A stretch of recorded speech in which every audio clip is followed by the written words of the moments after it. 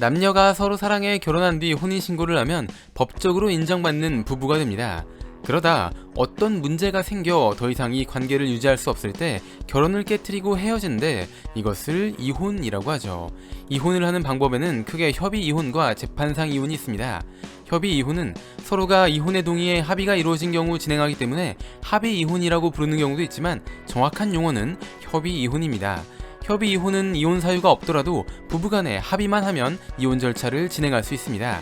이혼 신청 이후 법원에 이혼 의사 확인을 받아야 하는데 자녀가 있는 경우 신청 후 3개월 뒤에, 자녀가 없는 경우 신청 후 1개월 뒤에 법원에 확인을 받을 수 있습니다. 이 기간을 이혼 숙려 기간이라고 합니다. 숙려 기간은 이혼에 대해 다시 한번 생각할 수 있는 시간을 주는 것입니다. 협의 이혼은 위자료나 재산 분할에 대해 합의가 되지 않아도 이혼이 가능하지만 자녀에 대한 친권, 양육권, 양육비에 대해서는 꼭 합의가 되어야만 진행이 가능합니다.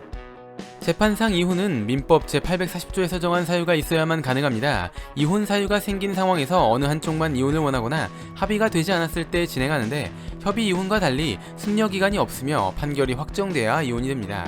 재판상 이혼이라고 해도 곧바로 소송이 진행되는 것이 아니라 소송 전 서로가 만나 평화적으로 해결하는 조정을 거치는데 이것을 조정이혼이라고 하며 우리나라는 소송 전 조정 절차를 먼저 거치는 조정전치주의를 채택하고 있습니다.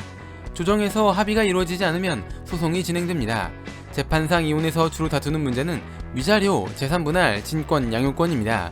위자료는 이혼의 원인이 되는 사람에게 청구하는 것으로 불륜처럼 제3자가 원인이 되는 경우 제3자에게도 청구할 수 있습니다.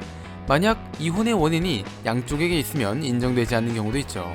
재산분할의 경우 부부가 가지고 있는 재산을 나누는 것인데 재산에 대해 본인의 기여도가 얼마나 되느냐에 따라 달라지고 기여도는 직접적으로 관여한 것 이외에 육아 및 가사노동 등 간접적인 것도 포함됩니다.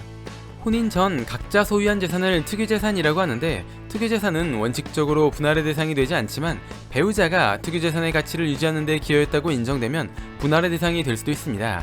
자녀가 있는 경우 누구와 같이 살 것인가를 정하는 것이 양육권이고 누가 법정 대리인이 될 것인가를 정하는 것이 친권입니다. 친권과 양육권은 부부가 따로 정해질 수도 있지만 보통은 한쪽이 둘 다 가지게 됩니다. 양육권을 가지지 않는 사람은 양육비를 지급해야 하는데 자녀가 만 19세가 되기 전까지 지급해야 하며 미지급의 경우 구치소나 유치장에 감치당할 수 있습니다. 뇌를 채워줄 은덩어리 지식들, 오늘의 은잡지 영상은 대한법률구조공단과 함께합니다.